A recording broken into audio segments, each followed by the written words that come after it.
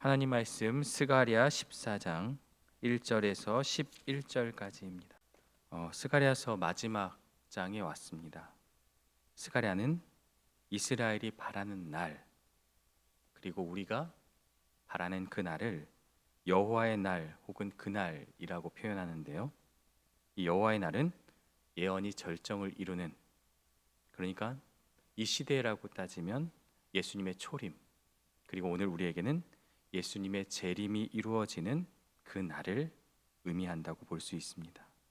이 날은 세상에 대한 최종 심판과 하나님의 백성에 대한 완전한 회복이 이루어지는 때를 의미합니다. 여러분은 어떤 날을 기대하고 소망하십니까?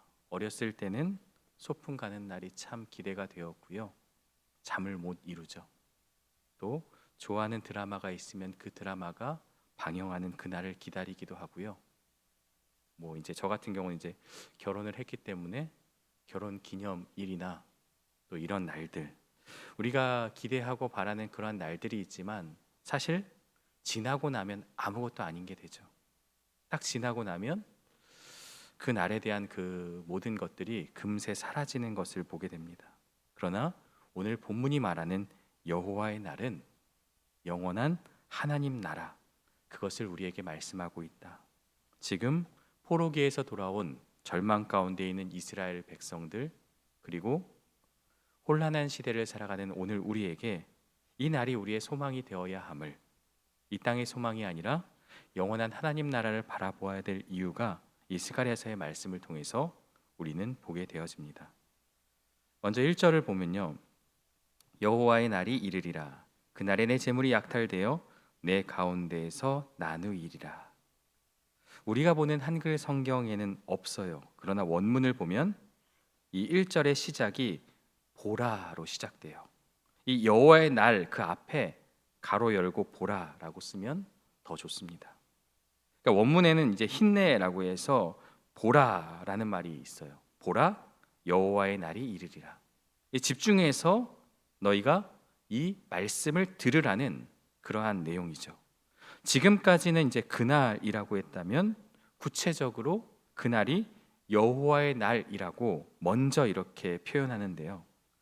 우리는 정말 마지막 때를 생각하면 구원의 날, 은혜의 날, 소망의 날, 회복의 날로 생각합니다. 하지만 믿지 않는 자들에게는 그날이 어떤 날입니까? 심판의 날, 절망의 날, 그리고 슬픔의 날이라는 것을 말씀하고 있습니다. 우리에게는, 믿는 자에게는 구원과 회복과 소망의 날이지만 그날이 믿지 않는 자들에게는 심판과 멸망의 날이라는 것을 우리는 먼저 기억하고 이 말씀을 보아야 합니다. 예루살렘의 재물이 약탈당하고 적들 가운데서 나누어질 것이다. 약탈한 물건이 그 가운데서 나누어진다라는 건 예루살렘의 멸망에 가까운 큰 고난을 겪게 될 것이다. 너희가 붙잡고 있는 그 모든 것들, 너희가 바라는 그 모든 것들이 다 무너지고 멸망하고 쓰러지게 될 것이다 라는 절망의 표현을 지금 스가랴를 통해서 말씀하고 있어요. 계속해서 2절도 그 내용이죠. 내가 이방 나라들을 모아 예루살렘과 싸우게 하리니 성읍이 함락되며 가옥이 약탈되며 부녀가 욕을 당하며 성읍 백성이 절반이나 사로잡혀 가려니와. 2절은 더욱 심각한 상황을 묘사해요. 예루살렘의 고통 순환은 우연히 일어난 것이 아니라 하나님께서 이방 나라들을 모아서 하신 일이다. 이로 인해 성읍이 황락되고 백성이 얼마가 포로로 잡혀간다고요? 절반이나 잡혀간다. 이 절반이 숫자적인 딱 절반을 끊어서 그 절반 100만 명이면 50만 명이 간다 그 말이 아니라 상징이죠. 그만큼 많은 백성이 여호와의 날, 그날에 포로로 잡혀갈 것이다. 우리의 기대와는 다른 여호와의 날이죠. 그런데 우리가 지금까지 스가랴서를 보면서 고난과 환란이라는 그런 한 주제와 함께 또 한 가지 소망이 있다는 것을 보았어요. 이 고난의 시간이 의미 없는 것이 아니라 이 연단을 통해서 믿음이 더욱 확고해지는 시간이다. 우리가 어제 수요 예배 시간에 이제 혈루증 여인과 야이로의 딸의 설교를 우리가 함께 나누면서 하나님의 시간과 우리의 시간이 다르다는 그런 이야기를 제가 이제 말씀을 통해서 함께 했는데, 고난의 시간과 고통의 시간이 의미 없는 것이 아니라 그 간극, 그 어려움을 메우는 것이 바로 믿음이고, 그 고난을 통해서 우리의 믿음은 더 분명해지고 확신을 가질 수 있다라는 것. 어려움을 겪어야, 환난을 겪어야 우리의 믿음은 성장할 수 있습니다. 이 성장통이라고 하죠. 그 과정을 겪어야만 우리가 승리할 수 있다라는 것. 아이들이 자전거를 탈 때도 몇 번 넘어져야 되고요. 무언가를 배울 때에도 시행착오도 겪고 고통도 겪어야 하는 것이 우리의 삶의 모습입니다. 하지만 그 시간을 지나면, 연단이 지나면 믿음이 더 확고해진다라는 것. 우리의 시선이 그러면 어디에 집중해야 합니까? 절반이나 사로잡혀 가는 것에 집중하는 것이 아니라 바로 그 다음 절이죠. 남은 백성은 성읍에서 끊어지지 아니하리라. 이 남은 백성 앞에 그러나라는 것을 넣으면 참 이해하기가 쉽습니다. 그러나 남은 백성은, 절반이나 사로잡혀 가겠지만 그러나 남은 백성은 끊어지지 않을 것이다. 하나님께서는 완전한 멸망을 말씀하지 않고요, 바로 이것이 어제 살펴본 작은 자들을 말하는 거예요. 예루살렘이 함락되고 약탈되는 가운데도 소망이 있다. 이사야서의 말씀을 보면요, 이 땅에 10분의 1만, 절반도 아니에요, 10분의 1만 남아있을지라도 무엇이 있다고요? 그루터기는 있다. 소망이 있다는 것을 말해요. 남은 자들을 통한 하나님의 은혜와 하나님의 역사하심이 있다라는 것.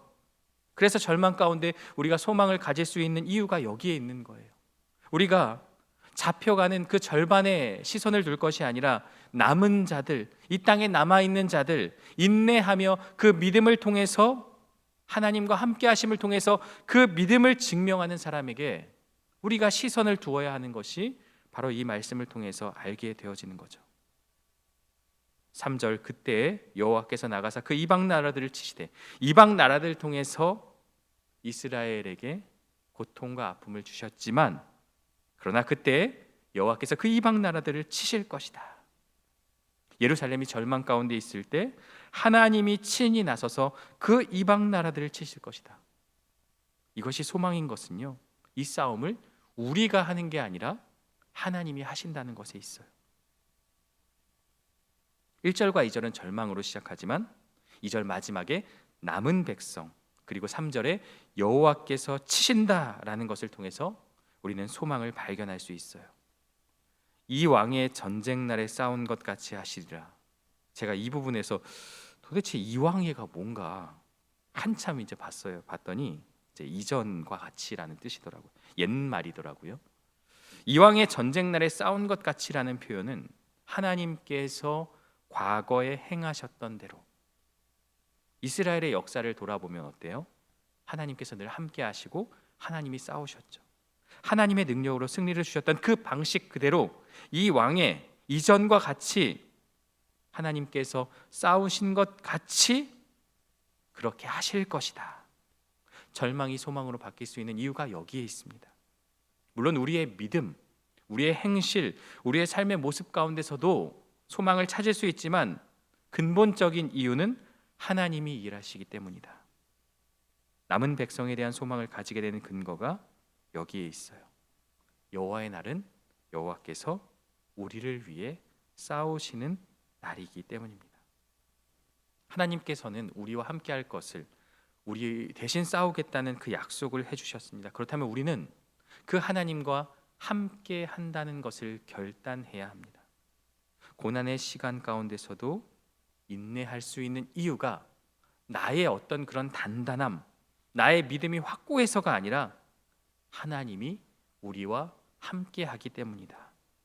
바로 이것이 우리의 소망이 되어야 하는 것이죠.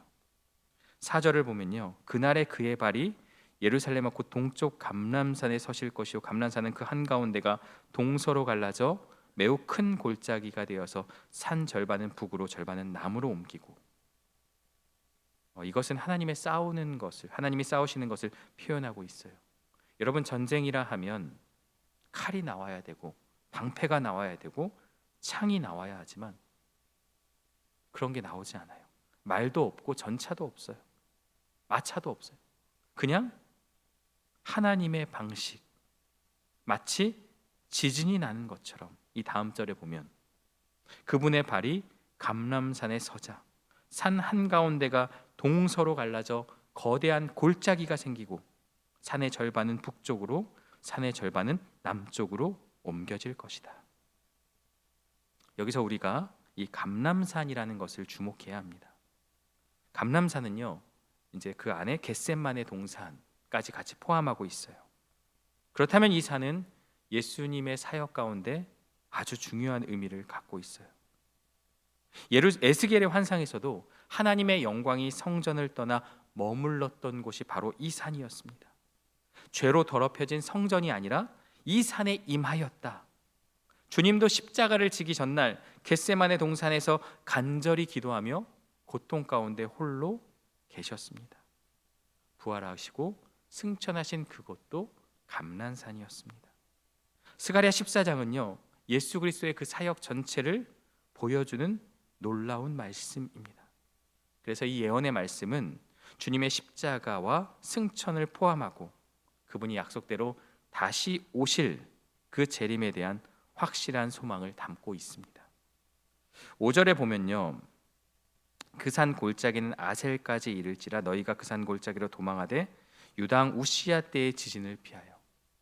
우시야 때의 지진이 상당했던 것으로 그렇게 기록되어져 있습니다. 그 지진에 대해서 그들이 알고 있기 때문에 그 지진을 지금 이야기하고 있는 거죠. 큰 지진을 피해 도망했던 것처럼 그 길로 피할 것이다. 여기서 중요한 건요, 감람산이 아니죠. 중요한 건 나의 하나님 여호와께서 임하실 것이요 5절의 마지막 뒷부분 모든 거룩한 자들이 주와 함께하리라.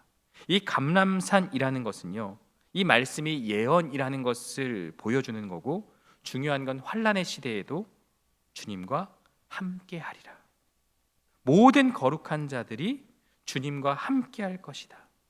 바로 이것이 이 본문이 말하는 아주 중요한 강조점인 거예요. 지진이 나고 환난이 있고 어려움이 있지만 하나님께서 우리와 함께 하실 것이다. 그 임마누엘의 역사가 있을 것을 예언하고 있습니다. 6절에 보면 그날에는 빛이 없고 광명한 것들이 떠날 것이라. 세상의 모든 것들이 변하게 된다. 7절 여호와께서 아시는 날이 있으리니 낮도 아니요 밤도 아니라 어두워갈 때에 빛이 있으리로다. 그날은 낮도 아니고 밤도 아니라고 묘사합니다. 이것은 진리와 거짓이 뒤섞여 구분이 모호해지는 시대라고 해석할 수도 있습니다. 낮과 밤이 섞여서 혼란스러운 상태처럼 오늘 우리가 살고 있는 이 시대도 진리가 묻혀 있고 모든 것이 진리라는 그러한 포스트 모더니즘의 시대를 살아가는 오늘 우리의 시대와도 너무나 같은 거죠. 무엇이 진리이고 빛인지 분별하기 어려운 시대가 올 것이다. 그래서 깨어 기도하고 말씀 가운데 바로 서야 하는 것이 여기에 있습니다. 영적인 혼돈 속에서 신자들은 믿음의 길을 잃어버릴 수 있고요, 변질될 수 있습니다. 그러나 어둠 속에서 진정한 빛이 드러나는 것처럼 가장 절망적인 순간 모든 희망이 사라진 것처럼 보일 때 우리가 알지 못했던 하나님의 빛이 나타난다는 것. 이 빛은 우리가 스스로 만들어낼 수 있는 것이 아니라 우리를 찾아오시는 하나님의 구원을 상징하고 있습니다. 8절은요, 그날의 생수가 예루살렘에서 솟아나서 절반은 동해로 절반은 서해로 흐를 것이라 여름에도 겨울에도 그러하리라. 그 날에 일어날 그 일에 대해서 7절은 빛이라고 이야기했고 8절은 생수로 표현합니다. 여름에도 겨울에도 마르지 않을 것이다. 목마른 자들에게 생명수를 주시는 분, 그분이 바로 우리 주님이시다. 세상의 어떤 것으로도 채울 수 없는 갈증을 영원히 해결해 주시는 은혜의 강물, 바로 우리 주님이 생수가 될 것이다 라는 것을 우리에게 말씀하고 있습니다. 그러면서 마침내 9절은 선포하죠.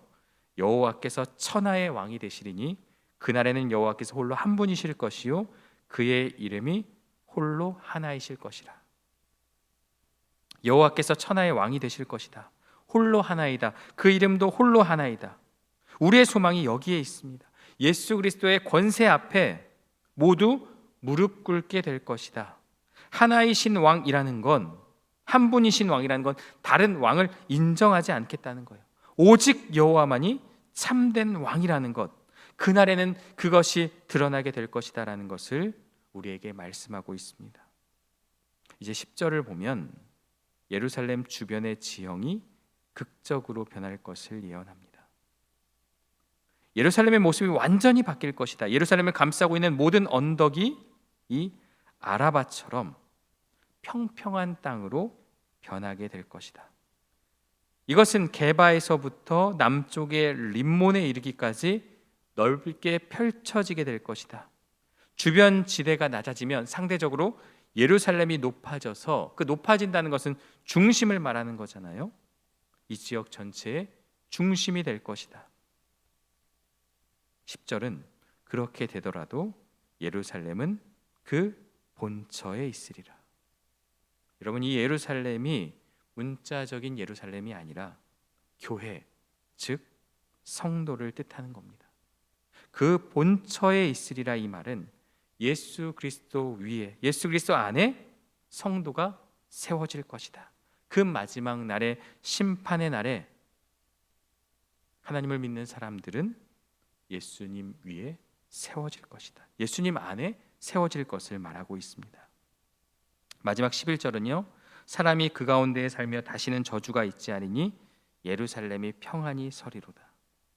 예수 그리스도를 삶의 왕으로 모신 사람들은 더 이상 죄의 저주와 심판에 머물러 있지 않고 참된 평안을 누리게 됩니다.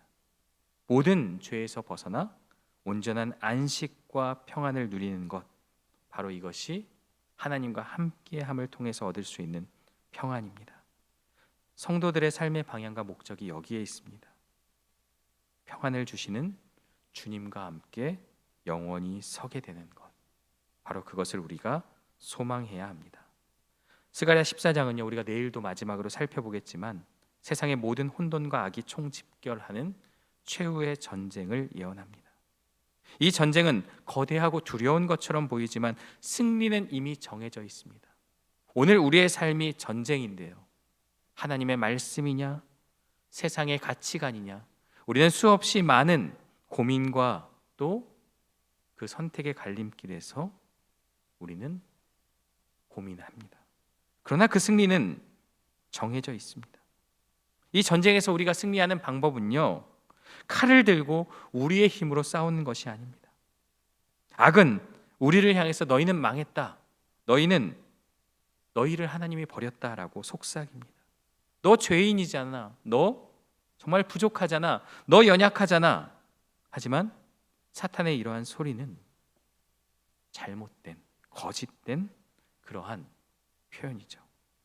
이 세상의 혼돈 속에서도 하나님은 여전히 우리와 함께 하시며 모든 것을 다스리고 계십니다. 이 전쟁은 우리의 힘이나 능력으로 이길 수 없다. 세상이 낫도 아니고 밥도 아닌 것처럼 혼란스러울 때 우리는 하나님의 능력으로 이 땅을 살아가야 한다는 것, 우리의 나약함을 인정하고 성령의 힘을 의지할 때 승리할 수 있다라는 것을 우리에게 말씀하고 있습니다. 이것이 바로 여호와의 날을 살아가는 방법입니다.